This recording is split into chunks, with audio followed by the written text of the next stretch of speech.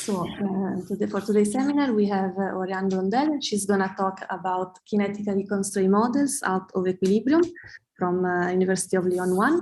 Oriane, the floor is yours. You can start when you want. Thank you, Chiara. So thank you for the invitation. Well, I have very fond memories of the Brazilian Portuguese community, so I'm very glad to be invited here. So I want to talk to you about kinetically constrained models in the regime where we don't know anything and we don't know how to do stuff. But first, let me explain what we're talking about. So the models I'm interested in are interacting particle systems. So we work on, say, ZD, and on every vertex, we put either a 0 or a 1, and zeros I will depict by this big circle, big empty circle, and the ones with this small black circle. And I will also speak of particles for vertices with a 1 and holes for vertices with nothing, with a 0. So that's just for vocabulary. And the way that this thing evolves is by creating and destructing particles. So very classically for interacting particle systems, on every vertex, you can put a Poisson clock, independent Poisson point processes of parameter 1. And when a clock rings, you go from one state to another at a rate which is proportional to to P or Q. P is some density parameter between 0 and 1. So you go from empty to a particle at a rate which is proportional to P, and from particle to empty, and you destroy the particle at a rate which is proportional to 1 minus P. So that's very basic dynamics. The twist here is that you only do this if some constraint is satisfied. So before you do anything, you check that around the vertex at which you want to do something, in some sense, there is enough room around you. You want that there are not too many particles around. And the precise meaning that you give to this not too many particles around is going to define different possible models. So let us look at a few examples. So this is mostly just so you have an idea of the variety of stuff that is out there. You may, of course, define many more, and what I can say will be restricted to one-dimensional versions of the first two examples, so very limited. But so you have a bigger picture of where we can hope to be going sometime in the future. So maybe the first most natural example that you can think of is called after the Fredrickson and Anderson, the two physicists who first formulated this kind of models. So we call them FA-JF. J is a parameter between, say, 0 and 2D. And the constraint asks that there are at least J zeros among the 2D nearest neighbors of X. So if J is 0, you don't have any constraint at all, so that's not very interesting. But as soon as J is 1, something becomes to happen. And we will look at this example actually with J equal 1 quite a bit. Okay, so this is kind of the isotropic version of the isotropic model. Then you can have more fancy stuff. For instance, if you want something that has an orientation, you can require that the constraint is that there should be at least 1 0 among, say, the two neighbors, either on the north or on the right. And you can make this even stronger if you want that both these vertices are empty in order to update. So this below is just simple situations to compare the behaviors of the models. The first constraint, the FA, so you put the names in your head and you remember that. The FA1F, so you just want one empty neighbor in order to update. Here you are allowed to update X in all of the following situations, okay, because every time there is at least one empty vertex next to X. If you want two empty neighbors, in the first two situations, you will not be allowed to update. So this, whatever X is, it will remain fixed, at least while the configuration around looks like this. But here in this case, you are completely allowed to update, and so you can either remove or add a particle at X. In the East situation, here and here you will be able to update because you have one of those two chosen vertices that is allowed, that is empty, but here you would be stuck until you update one of these two, and so on. Okay, so I hope this is just the dynamics, but I hope it's clear what I have in mind when I speak of kinetically constrained models. And maybe a word about where these things come from. So we've already met the two main characters here. Fredriksson Andersen. Fredriksson Andersen, I told you, are two physicists who, in the 80s, I think, and I think Fredriksson was Andersen's student, or the other way around.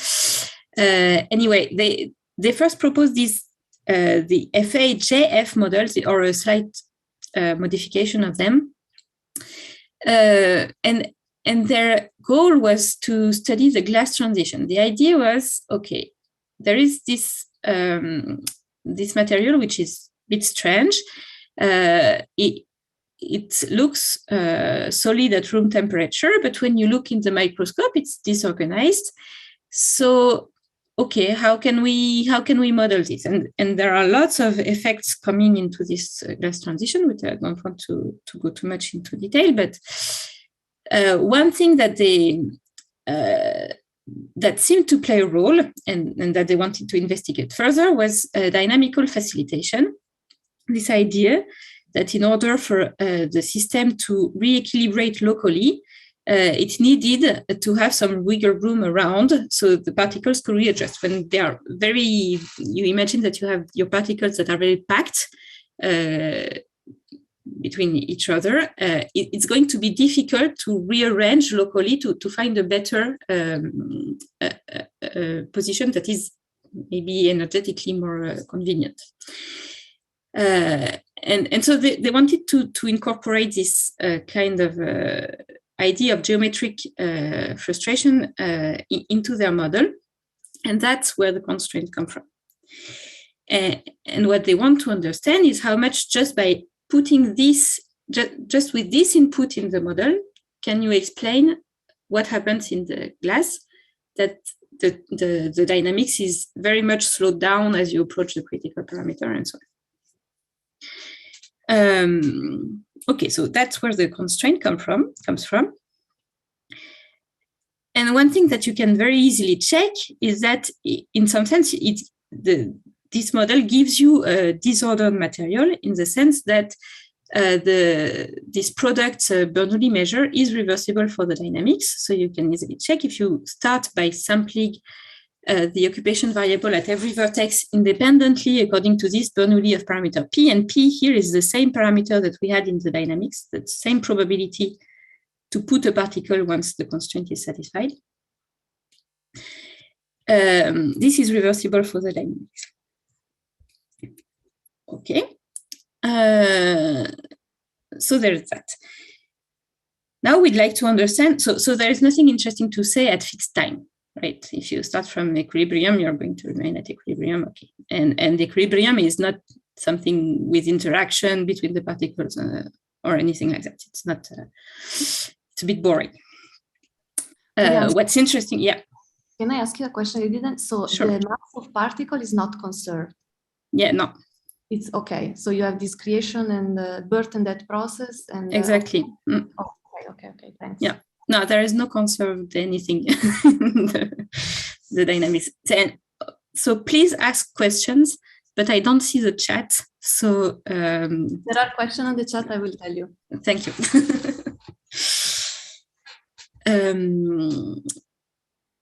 Where was I? Yes. So, okay. So nothing much to say about fixed time, but the dynamics is interesting because the constraint creates interactions between the particles.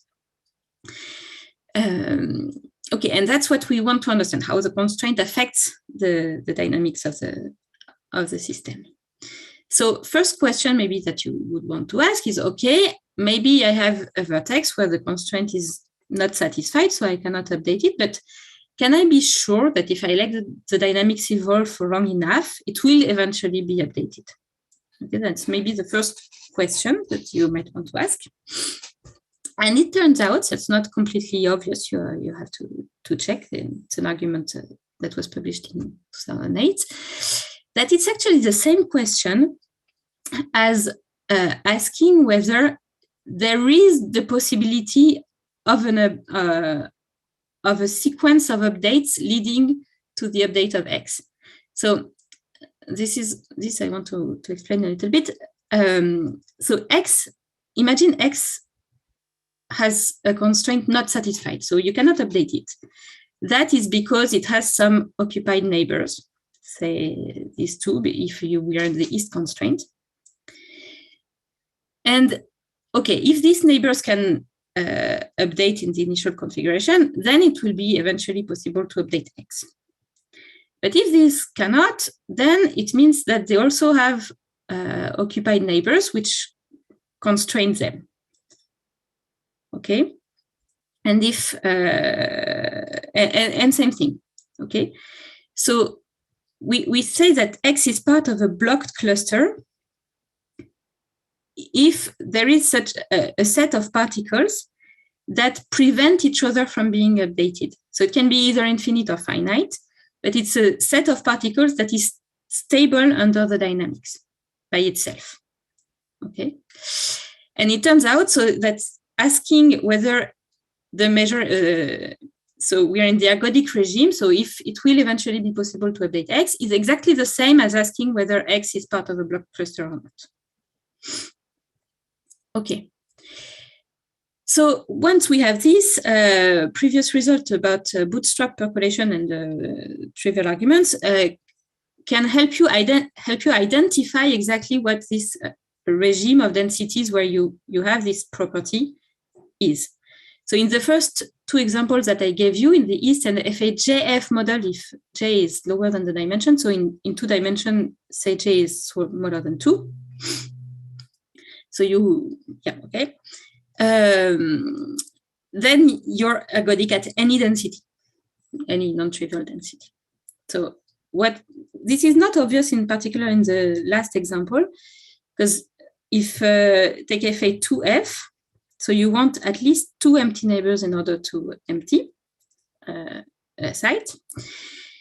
Well, you can construct there exist infinite clusters which are blocked. Say you take a double occupied column, this will never move under the dynamics because every particle here has 3 occupied neighbors.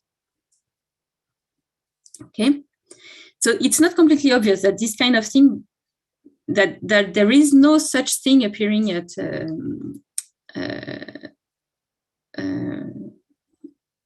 under mu.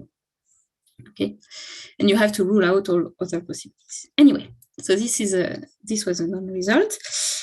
And in the Northeast, just to give you an idea of different behavior, here you have a phase transition between ergodic and non-ergodic. If you increase the density, so here a blocked cluster, what is it? You have a blocked cluster, so X is blocked if at least one of its north or east neighbor is blocked. So in order for X to be in a blocked cluster, it needs at least one of them to be blocked. And same thing for the neighbor. And same thing for the neighbor of the neighbor, and so on.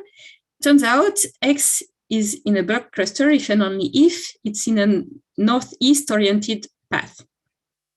Okay, so if you increase the density P above the critical parameter for a site-oriented percolation, so very standard problem, then you have that such block cluster exists with positive probability. And so you will have a regime in which the answer is no. You cannot, with positive probability, there will be vertices that never update during the dynamics.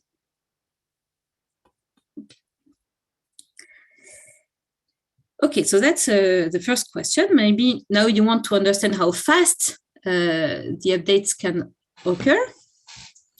And the answer to that question would be given by this quantity, the relaxation time. Or a good proxy of that question would be given by that, which can be defined in various ways. I don't want to, so many of you are familiar with that. So it can either be the inverse of the spectral gap of the generator. It can be defined through this variational formula. Choose the version that you prefer. What I want to recall about it is that it gives me this property, that the information you have on the initial configuration is forgotten exponentially fast with a constant that is given by this relaxation time. So if this quantity is finite, if the spectral gap is positive, you forget exponentially fast in the L2 sense, the initial configuration, essentially. Okay. Turns out that in most cases, in the ergodic regime, as soon as you're ergodic, the spectral gap is positive. The relaxation time is finite. So in fact, these updates of X that I mentioned, when they occur, almost surely, they occur exponentially fast, except maybe at criticality. Let's not talk about that. Okay, so that's good. Seems we've almost answered our question, at least when we start from the initial distribution mu. You can go a lot further in this direction. There are many recent works on the behavior of the relaxation time as you increase the density to the critical parameter. So either 1 in the first two cases, or PC in the northeast case, or anyway, or 1 in many other examples of kinetically constrained models. There are very exciting works by different subsets of the authors. This is not what I want to talk about today, but I encourage you, if you have the luck to hear about it, to do it. So what I want to understand today, or not understand, but at least investigate, is what happens if instead of mu, so this initial configuration, so we're looking at this kind of quantity. So we want to understand the distribution of the configuration at time t, of the system at time t. And we're looking at this kind of quantity with f in a set of test functions. Mostly think of f as local function. That's the easiest way. So something that looks at a finite set of vertices and looks at what's there. And so this is a random variable that depends on the initial configuration, on the way that you choose the initial configuration. I've averaged out all the Poisson clocks and Bernoulli variables and so on. And I want to understand under which condition this relaxes to its average value, mu of f, the equilibrium value. So if the initial distribution is chosen with distribution mu, that's answered by the previous slides that I gave you. And we have a good theory about that. So it's very satisfying.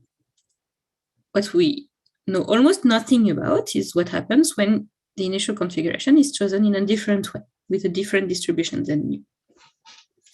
So this is what the kind of thing that we would like to understand. So it's, okay, I don't know in which sense, which way to start. It's clear that we should have some condition on eta in order to have this relaxation, right? So if you choose eta having block cluster, you know that this can never occur, okay, for sure. So this is, okay, an obvious condition that we need on mu. But maybe we need more, who knows? And the difficulty in investigating this kind of thing is, for the equilibrium case, we had very useful tools in the form of, let me go back, of the Dirichlet form here that we could very easily handle and manipulate. And okay, and the issue in the non-equilibrium case, if you're a bit familiar with this kind of functional inequality type of argument, is the good quantity to answer this kind of question would be the log Sobolev constant instead of the spectral gap or this quantity. And in our case, it's clearly infinite because there exist block clusters. So this is not going well, and we can show that it's really not well. In some cases, it can be showed that it really is it grows really too fast in the volume to be useful. This is very related to the fact that we have actually, in general, several invariant measures. So we always have at least two. We always have the measure concentrated on the complete configuration. That's invariant for the dynamics. And mu. And in other cases, there could be more. In some cases, there could be more. Okay. In general, we do not know how to identify exactly the set of invariant measures of kinetically constrained models. Another difficulty, so okay, that type of argument is a bit hard. Another difficulty, which is also connected to the fact that we don't really know how to identify the invariant measures, is the fact that we don't have a monotonicity property in our model. So let me take a simple example. Say we're in the FA1F case, so you're allowed to update as soon as you have one empty neighbor. And okay, intuitively, you would expect that if you start with fewer particles, so more holes, you should end up with more holes, or at least it should be easier to do the updates. So it should be easier to have this convergence. But actually having more holes, so let me see if I can draw an example. Having more holes does not necessarily help you to have more holes in the end. Sorry, did not think example before.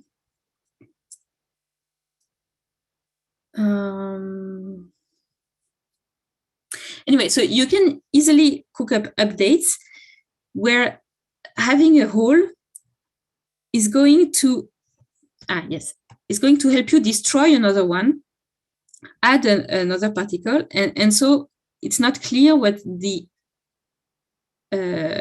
final effect of the hole is going to be.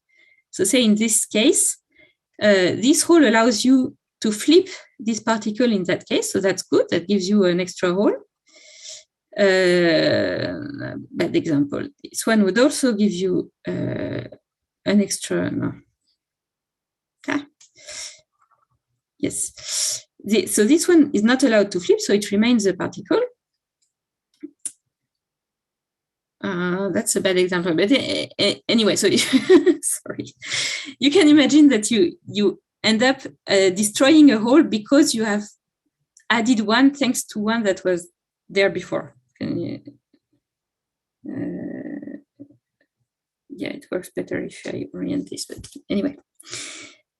So it's not entirely clear what the effect of, okay, I hope that was sort of comprehensible. Yeah. So anyway, that tells you that we cannot use a comparison argument. We cannot say, okay, if I start in a configuration, so if I start with an empty configuration, I cannot predict whether it will lead me, just because I know something about the mu, the equilibrium distribution, for instance. Okay, so what do we know about this? Well, it's a bit heavy slide, but there is actually not that much information on it, considering that it's almost the entire sum of what we know about this. So we have a general perturbative. There is a general perturbative argument if nu is close enough to mu in some sense. So this is made precise here. Things still work. And then straight away we move to very specific models on the very specific models. So the East model, remember, you had to have the right neighbor empty in order to update in dimension 1, or any of the neighbors in your oriented neighborhood in dimension D. Here we have the best result because it's very precise. We know that we have this convergence for any F local in a way that is controlled very precisely by the initial by quantities in the initial configuration, eta, and the support of the function. So that's very satisfying. But it's also very, very specific.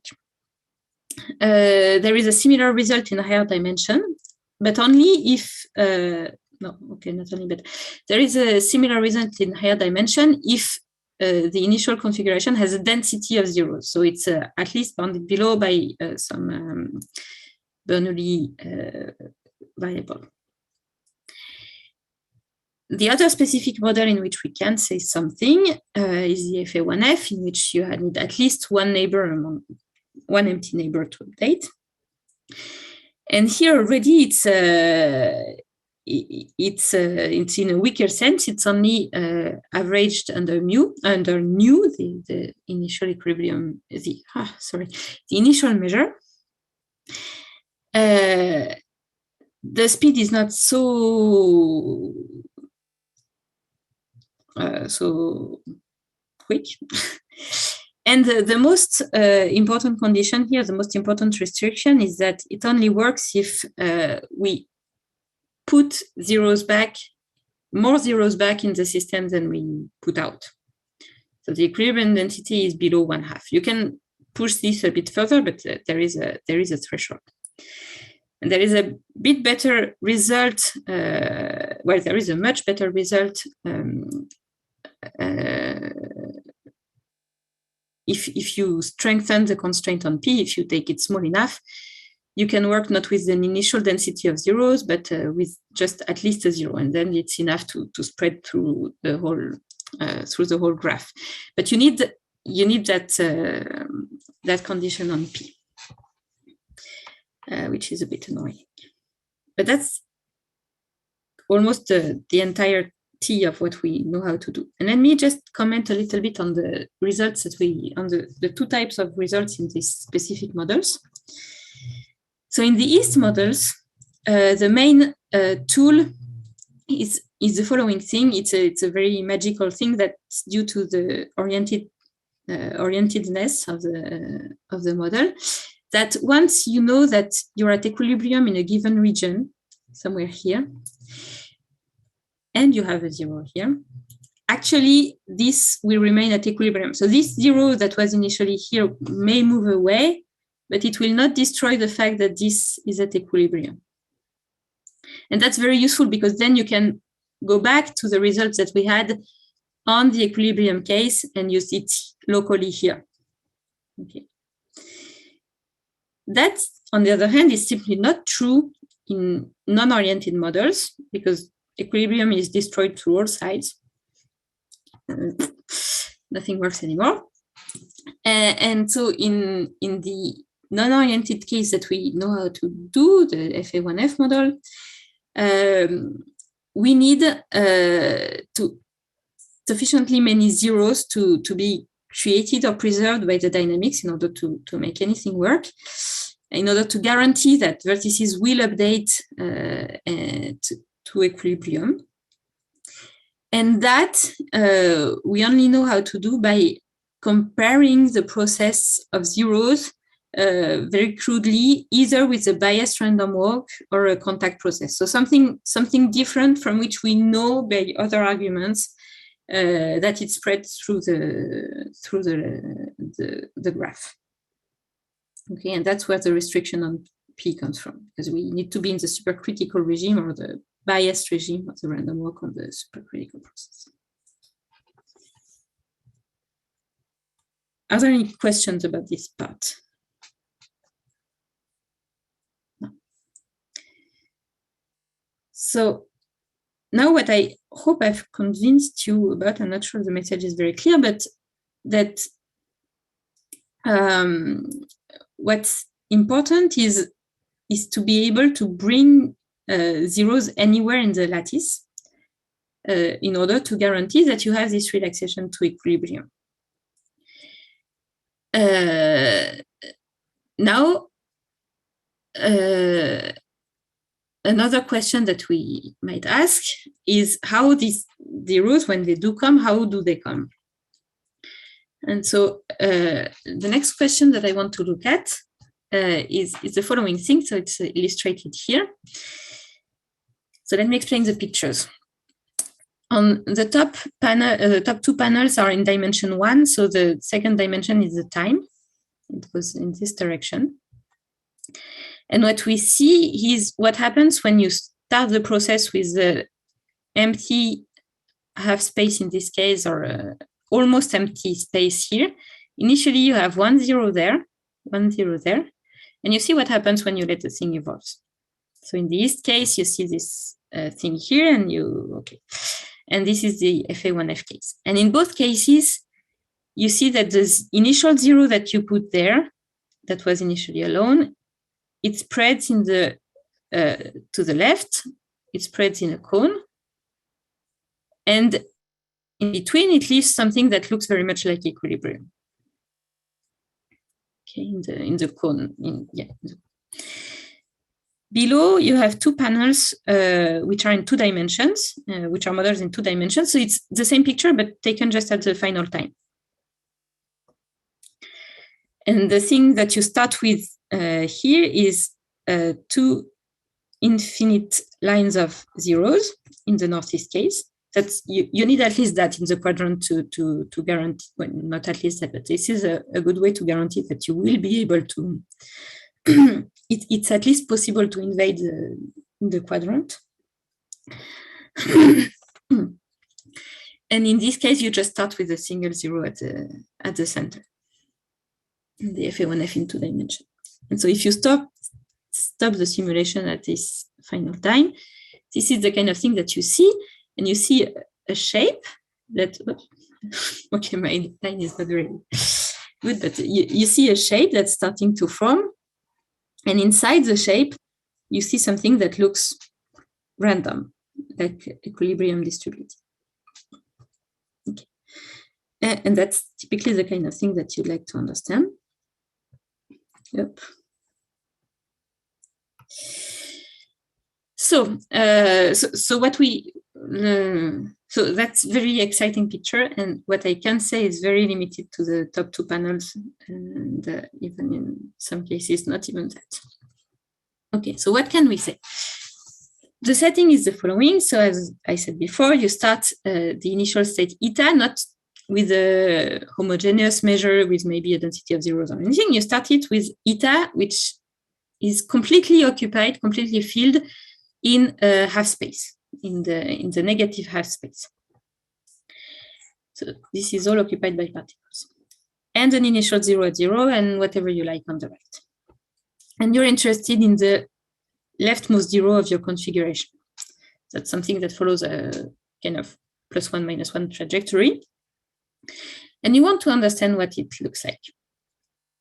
So from the simulation, it looked very much like it had satisfied the law of large numbers, and it's true, but it's not completely obvious because due to the lack of monotonicity that I failed to explain before, this quantity is not a priori subadditive, no, okay, not subadditive. So, but still we can say something. So the collections of this paper tells you this following. In this model, for any density, we know how to prove for any density, and for the FA1F model for density small enough, so enough zeros at equilibrium, we know we can prove that this speed exists. It's negative, so the front does move to the left, and the fluctuations around it are Gaussian and on a scale square root.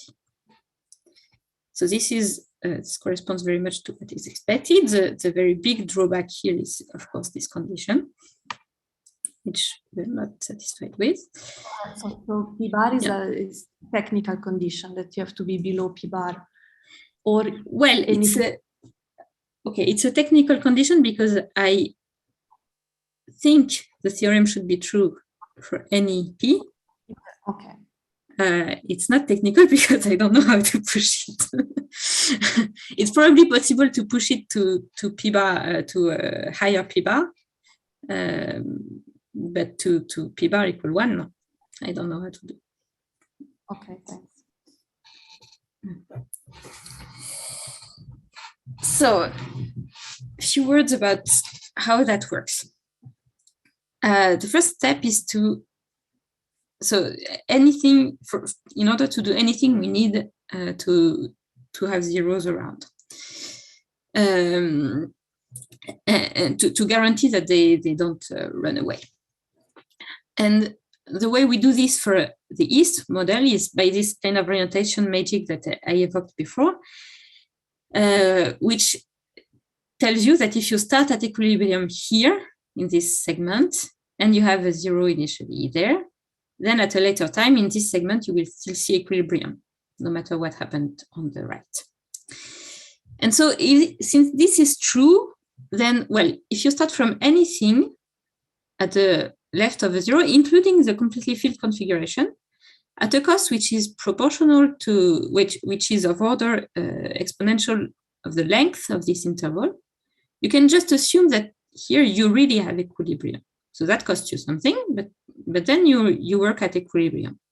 And since you work at equilibrium, then after a time t, you are exponentially close. You are still exponentially close to equilibrium, and you have forgotten the information that you had here exponentially fast at this rate. So what you see here, essentially putting those two things together, is that you are at a distance from equilibrium mu, which is of order the price you had to pay initially to put equilibrium, but the gain, the decay that you gained by relaxing at equilibrium with the spectral gap working for you. And so if you choose T and L well enough, that gives you that you are essentially at equilibrium at this place. And if you're at equilibrium, then there are zeros all around because it's Bernoulli product measure. So that's essentially the argument for East. For FA1F, we need to work a little bit more because that doesn't work again. So what we do for FA1F is, okay, we have this initial zero. We know it's here because we put it in the initial configuration. And we'll try to, we'll compare the FA1F model with a different process, a contact process, which has more particles. So if we know that we have a lot of zeros in the contact process, then we also have a lot of zeros in the FA1F. And then, okay, there are things we can do. So the way we do that is just in the contact process, we have the same rates, but we don't have a constraint in order to create a particle. We can always create a particle, but we can only erase it if it's next to a zero. So it's a threshold contact process, if I want to be precise. And it's very easy to check that if initially the contact has fewer zeros, then it's also true at a later time. This monotonicity holds, at least. And now the good thing is that the contact process is an additive process. So we know a lot of things about it. And in particular, we know that if P is small enough, so if you put, so if the rate of infection, so if you imagine the empty circles are infections, if you want to connect with the standard way of presenting the contact process. So if you have a low enough, a high enough infection rate, the contact process is going to survive with positive probability. So, okay, let's try. We have this initial zero. We start a contact process. Maybe it survives, maybe it doesn't. But when it does not survive, when it dies out, it means we have erased zero in the contact process. We have erased the last infection in our contact process. But this means that either in the FA1F model, this zero was also erased, in which case it had a neighbor, either on the right or the left, or it was not erased because the constraint was not satisfied, but then it's still there. So from this point, starting either from here or from a neighbor, we can start again a new contact process. Okay, so we start it, maybe it survives, maybe not, but then we can start again if it does not survive. And we do this until finally it survives. And a contact process, we know when it survives, it's very nice. It propagates, the infections propagate in the shape of a cone, and inside the cone, we see a lot of infections which are zeros, the zeros we wanted. So with this argument, and we can, with this argument, we know that if we had initially a zero at a later time in a smaller cone with a maybe slightly maybe more maybe smaller cone, we have a density of zeros below. Okay, so that's kind of the same argument of the same result that we had for East, but translated to the FA1F case. Okay, so now we know how to keep zeros around in the dynamics, at least for P small enough in the FA1F case. And the result is that, okay, we started with this. So we had our initial zero on the left, all infections and whatever we wanted on the right. And we follow the trajectory of the leftmost zero. The consequence of what we just did is that if you look at intermediate times, then below, you are going to generate many zeros. Which means if you take the front, the xt at time t, and you move back some distance, a distance large enough, what you're going to see in this region is something with a lot of zeros. So we don't know yet that it's equilibrium, but at least we know that in the pictures I showed you, at least we know that here we have a density of zeros. And here. And here. Well, it would be here, but we don't know how to do this in this case.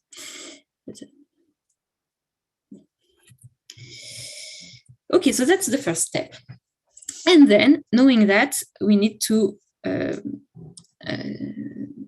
be able to say something about the motion of the front itself, because this only tells us about what's happening far away from the front itself. So not very much about what's happening right next to it, what actually determines its trajectory. So this we need to work a little bit in order to show from this input that the process, as we see it from the front,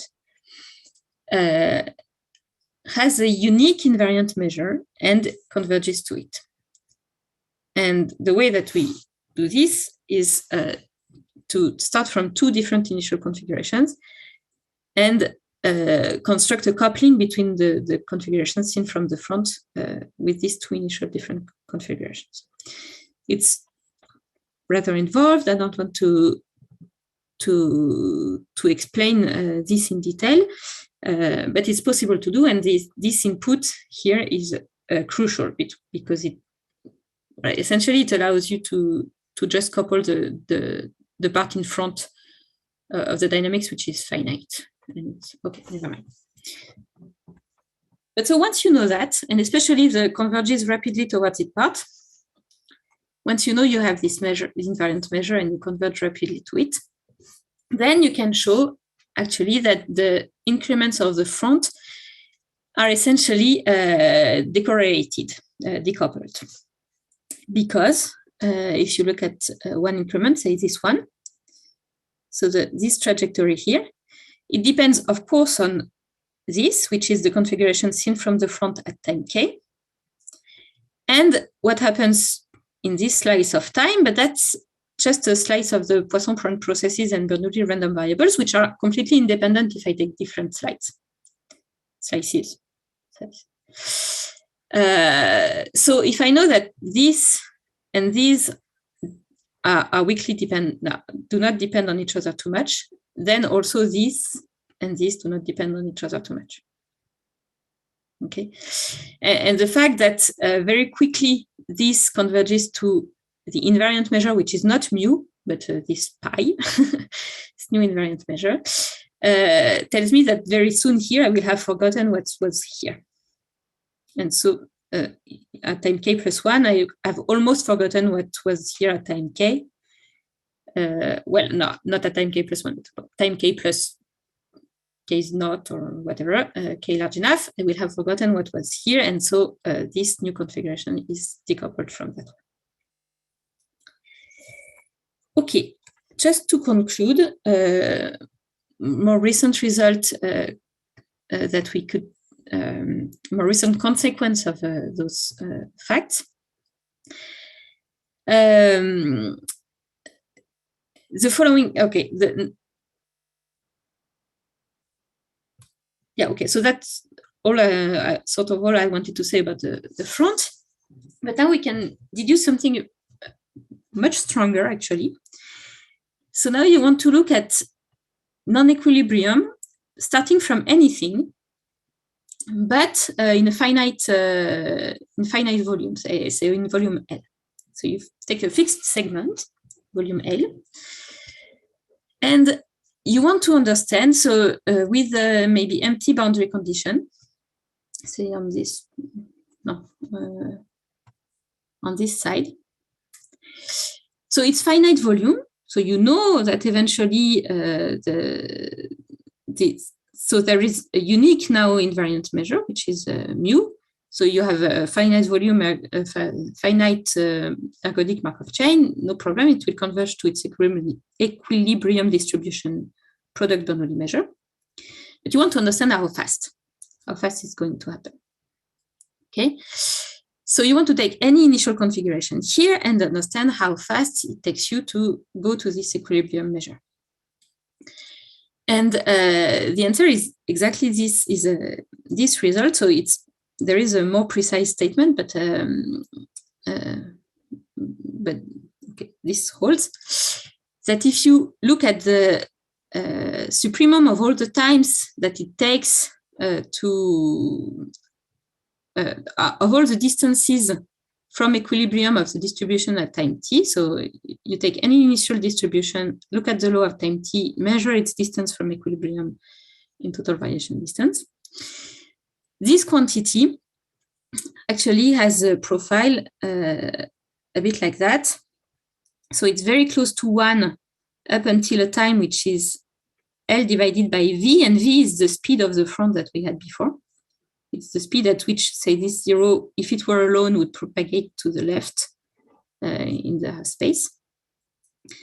So before that time, it's essentially 1. After that time, it's essentially 0. And the window in which it changes behavior is of order square root L, which corresponds to the fluctuations of this front.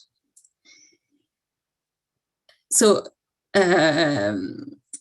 if I take away the supremum, and I just take eta to be the completely filled configuration, that's a direct consequence of the previous result about the behavior of the front. That in order to reach the leftmost side, it takes a time which is L divided by L, divided by its speed, L divided by V, speed, with fluctuations, Gaussian fluctuations around it. And once it reaches this side, it's almost at equilibrium behind. So it's equilibrium everywhere. With the supremum, you need to work a little more in order to take into account all possible configurations. So for East, actually, all the work is done when you start from the completely filled configurations because it's an easy consequence that for any other, then you're at equilibrium. In the FA1F case, so it's a work of my student Anatole Hertul, you need to work a little bit more. And in that case, you actually need to identify macroscopic blocks of particles and see that they're essentially eaten away. So these are maybe 2 blocks of particles which are of size of order L, and see that they're eaten away by the zeros that were initially at their boundaries, which propagate to the center. And once all these fronts have eaten the blocks, the initial macroscopic blocks, then you have you have an argument of almost of enough zeros equilibrium relaxation that tells you that you move to equilibrium. Okay, so to conclude in one picture, what we know how to do in this case, we know how to do the FA1F case for P small enough, what we don't know how to do is the other case. And here I put a simulation with a higher density, and you see that the zeros are in white, and you see that they start to form like a branching, coalescing structure, much less like this kind of sea of zeros in which some particles float around. So different picture. We still expect that the same behavior holds, but it's okay, maybe different behavior. And in higher dimension, we know nothing at all except the case where p is 0. So every time you update, you put a hole, you erase a particle. And in this case, the northeast model is exactly what's known as the last passage percolation, which we know a lot about. And in the FA1F case, it's exactly the first passage percolation. And I think that's it. Thank you so much. So we can thank Oriane for the talk. Are there any questions or comment from the audience? See. So I have a question. The P bar that you mentioned as a limitation for the FA model, it appears to come from the phase transition for the contact process, right? Yeah. And okay, I don't know if it would be useful at all, but I think with some effort, one could try to investigate modifications of the contact process that, you know, in this, I'm sure that in this comparison with the contact process, if things fail, the contact process dies, but the FA model survives, right? Yeah. So, and I think some modification of the contact process that says, okay, even if you die, you will have another particle soon somewhere, the worst possible place. This contact process will have a trivial phase transition, meaning it always survives in a nice sense, like it has density of particles and so on. Can one try to come up with some, I don't know, collaboration? No, yeah, I've tried, but it's so. Thing is, as if you put this kind of condition, very easily the contact is no longer attractive. I see. And I don't know how to preserve the two. Both the comparison between FA and the contact process and attractivity of the contact. Yeah. Oh, that's nice. I'd like to hear more. Yeah, we can discuss more if you have ideas. With pleasure. Thank you. So I have a question. Yes, Milton. Yeah, hi. So looking at this, exactly at this picture that you're presenting now. So in a very naive way, I will say that the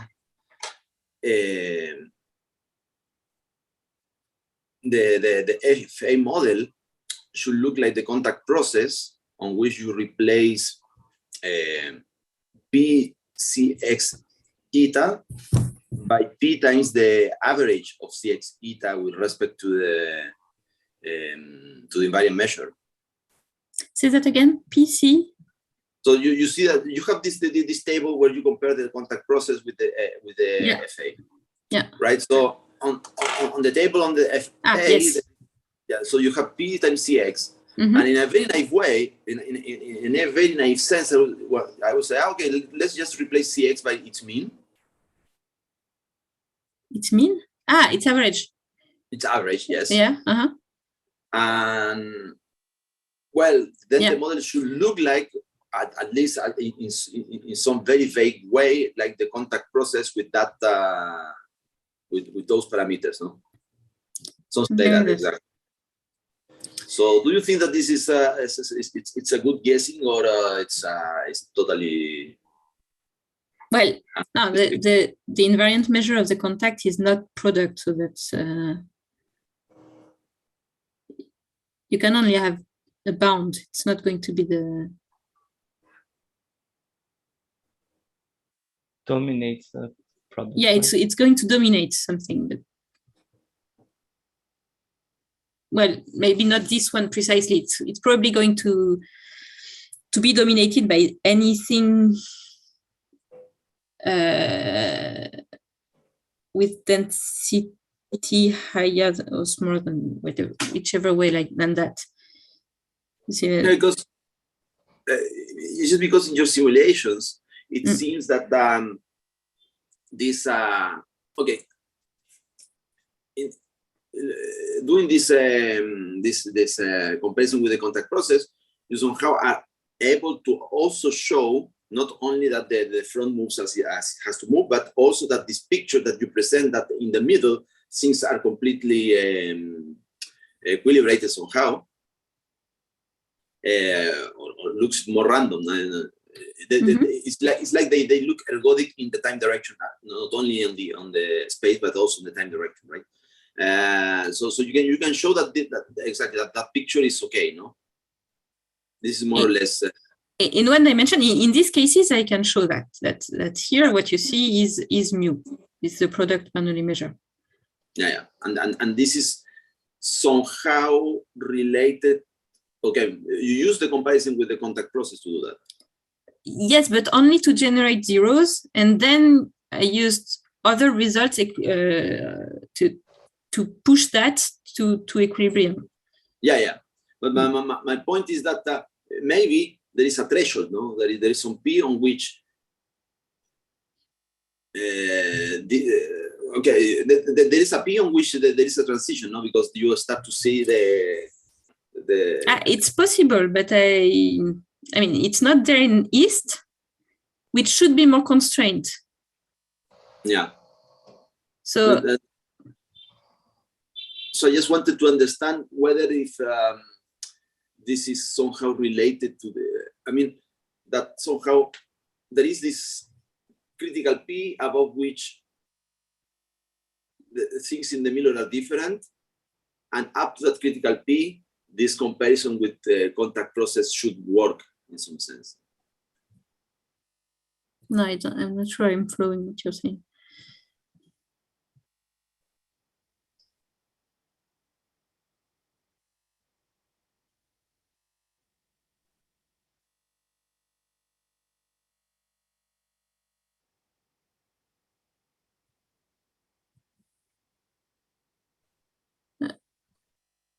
No, I'm not sure I see where you want to.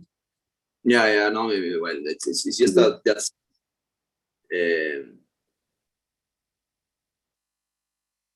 Well, anyway, so it's just the fact that I'm trying to understand whether this similarities somehow with the contact process can be pushed all the way up to P equal to 1, or if it's just it only goes up to some critical P. That's more or less the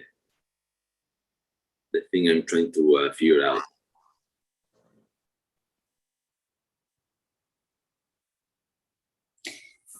Okay, so the regular contact process, can you see all densities in the supercritical distributions? No. Yeah, I think no, you have to just tune the parameter, no? The extinction parameter, no? Yes, because it goes extinct at the extinction parameters, probably, yeah. And in all supercritical equilibrium measures, the contact process dominates some Bernoulli, even if very. No, this yes. But yeah, maybe it's maybe there's a limit to how much one can push the argument. Maybe it's yeah, I don't know. Philosophical. But yeah, it's a very nice question. Okay. Are there any more questions, comments for Oriane? Let's see. Okay, seems not to be the case. So let's thank Oriane again.